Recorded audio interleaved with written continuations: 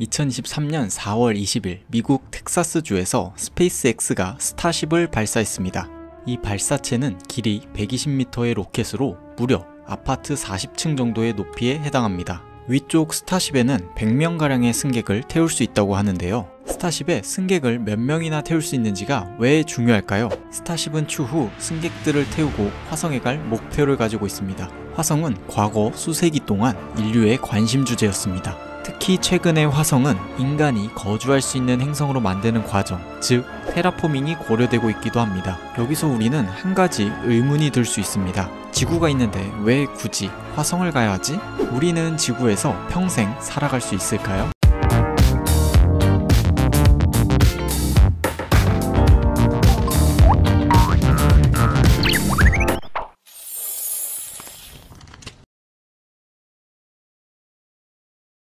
현재 지구는 극심한 기후변화, 핵전쟁, 전염병 등으로 병들어가고 있고 이러한 재앙이 닥쳤을 때 대피할 백업 행성이 필요합니다. 또 자원을 개발하거나 생명의 기원 및 태양계의 역사를 탐사하는 데에도 화성이 중요한 역할을 합니다.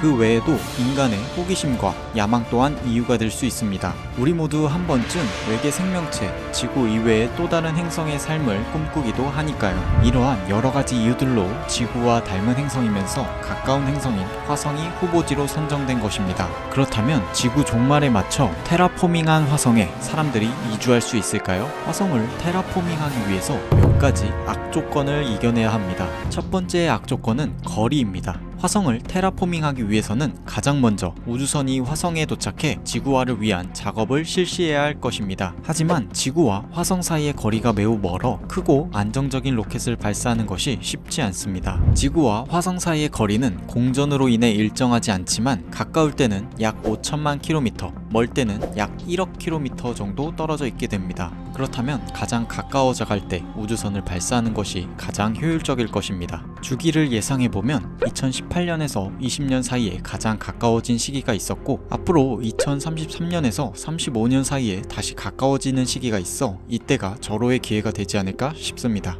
또 다른 좋은 방법은 금성의 중력을 이용하는 방법입니다. 여러분들은 보이저 1호가 많은 연료 없이도 태양계 끝까지 탐사했다는 사실을 알고 계셨나요? 이처럼 다른 행성들의 중력의 힘을 이용하여 화성까지 간다면 연료나 무게를 상당히 줄일 수가 있습니다. 이 방법을 이용하면 화성으로 가면서 금성까지 구경하는 장점이 있겠네요. 두 번째 악조건은 화성의 열악한 환경입니다. 화성은 지구와 달리 대기가 매우 희박합니다. 평균 기압을 비교했을 때 지구의 0.6% 정도밖에 되지 않으며 화성 대기의 96%는 이산화탄소로 되어 있습니다. 다만 일부 수증기도 포함되어 있다고 보여지며 최근 연구에서 메테인의 흔적이 발견되어 생명체의 존재에 대해 궁금증을 자극시키기도 했습니다. 이렇게 얇은 대기층으로 인해 큰 문제가 생기는 것은 극심한 온도 변동입니다. 두꺼운 대기층을 가진 지구에서는 온실 효과로 인해 온화한 평균 기온을 유지할 수 있지만 화성은 그렇지 못한 것이죠.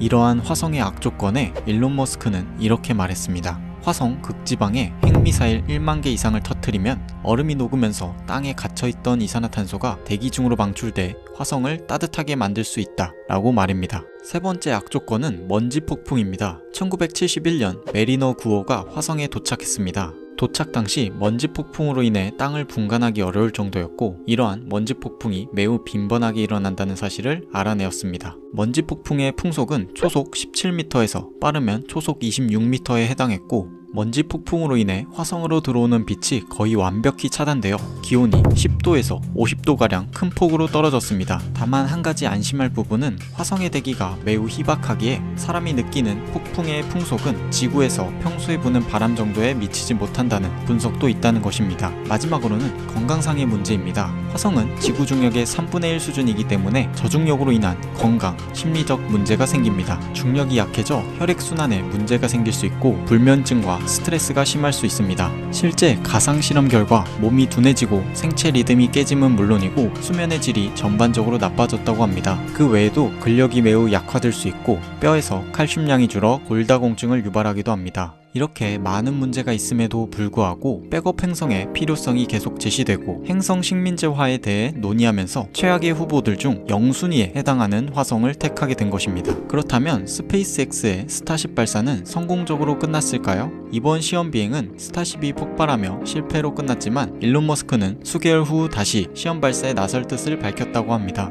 우주에는 많은 별들이 존재하고 그 별 주변으로 많은 행성들 그리고 위성들이 존재합니다. 화성에 도착하는 것이 끝이 아닌 새로운 발견의 시작이 될 수 있습니다. 새로운 생명체의 발견뿐만이 아니라 우리의 과거와 미래를 알려줄 단서들을 찾게 될 수 있는 것입니다. 당장은 불필요한 곳에 돈을 낭비하는 일처럼 보이지만 많은 국가들은 우주 산업의 중요성에 대해 인식하고 이를 개발하기 위해 엄청난 노력을 하고 있습니다. 우리나라 역시 2022년 6월 누리호 발사 성공에 업적을 올리고 있습니다. 앞으로 더욱 발전된 기술이 나와 화성에 도달하는 쾌거를 노려봤으면 좋겠네요. 여기까지 화성의 테라포밍에 대해 살펴보았는데요. 화성은 아직까지도 밝혀지지 않은 것들이 많은 미지의 행성입니다. 그렇기에 사람들의 호기심을 더욱 자극시키는 곳이기도 하죠. 하루빨리 화성과 그 외의 우주 공간에 대한 호기심이 해결되는 날이 왔으면 좋겠습니다. 다음에는 더 흥미로운 주제로 찾아오도록 하겠습니다.